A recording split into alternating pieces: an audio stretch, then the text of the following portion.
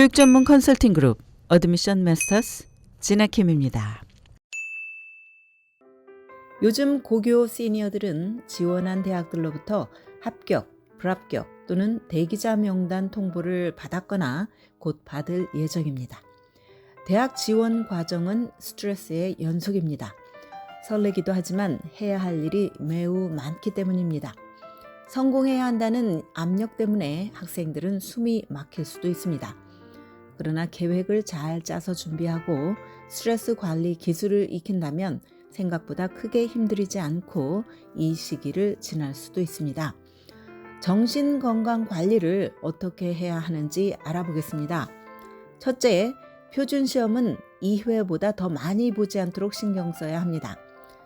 2회를 봤는데 계속 더 치르려고 한다면 이해되는 시간과 노력에 비해서 점수 차이가 크게 나지 않는 경우가 많기 때문입니다. 이런 점수 차이는 보통 당락을 결정지을 만큼 입학 사정에 영향을 끼치지 않습니다. 두 번째, 에세이를 쓰려고 책상 앞에 앉았는데 아무것도 떠오르지 않고 무엇부터 시작해야 할지 모르겠다면 어떨까요? 막막하고 당황스러울 것입니다.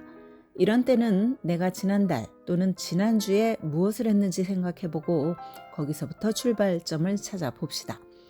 에세이라는 것은 내가 한 인격체로서 어떤 유형의 사람인지 담아내는 글이지 나의 자화상입니다.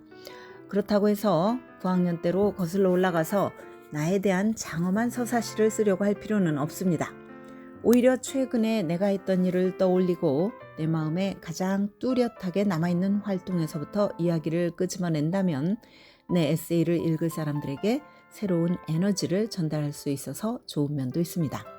세 번째, 내가 가장 합격에 자신이 있고 또 나 자신을 있는 그대로 바라볼 수 있을 만한 대학 3곳이 어디인지 찾아봅시다. 이들은 나의 드림스쿨이 아닐 수도 있지만 내가 가장 행복하게 그리고 생산적으로 대학 생활을 할 수 있을 곳입니다.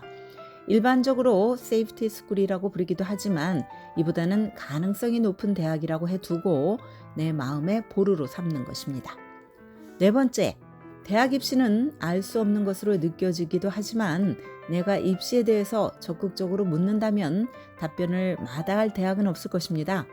내가 꼭 가고 싶은 학교가 있다면 연락을 해서 그들이 원하는 인재상이 무엇인지 물어봅시다.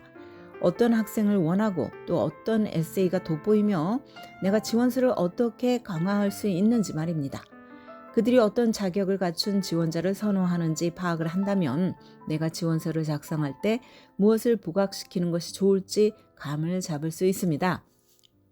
다섯 번째, 스트레스 관리를 위해서 부모와 효과적인 대화법을 숙지하는 것이 좋습니다.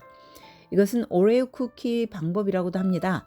마치 크림과 과자가 샌드위치를 이루고 있는 오레오 쿠키의 생김새처럼 몇 가지 층을 나누어 대화하는 것입니다. 첫 번째 층은 긍정적인 것으로서 아빠와 엄마가 나에게 항상 최고를 원한다는 것에 대해서 나는 감사한다고 말합니다. 두 번째 층은 선언하는 것으로서 내가 어떻게 느끼는지 부모에게 설명을 합니다. 예를 들어서 아침에 얼굴을 보자마자 아빠 엄마가 너무 많은 질문을 나에게 하면 나는 스트레스를 받는다고 말을 하는 것입니다. 세 번째 층은 해결책입니다.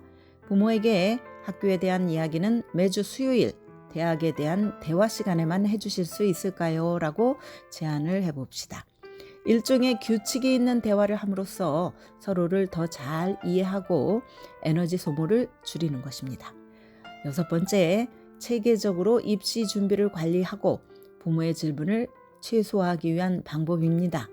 마스터 파일을 만들어서 모두가 한눈에 진행 과정을 파악하도록 하는 것입니다. 구글 닥이나 엑셀 파일을 만들고 각 대학의 지원서 마감일은 언제인지 등을 기록을 합니다. 이렇게 하면 불필요하게 서로 질문과 대답을 하면서 받는 스트레스를 감소시킬 수 있습니다. 일곱 번째, 바쁜 입시 중에도 나를 기분 좋게 만드는 어떤 일을 정해서 틈틈이 하는 것입니다.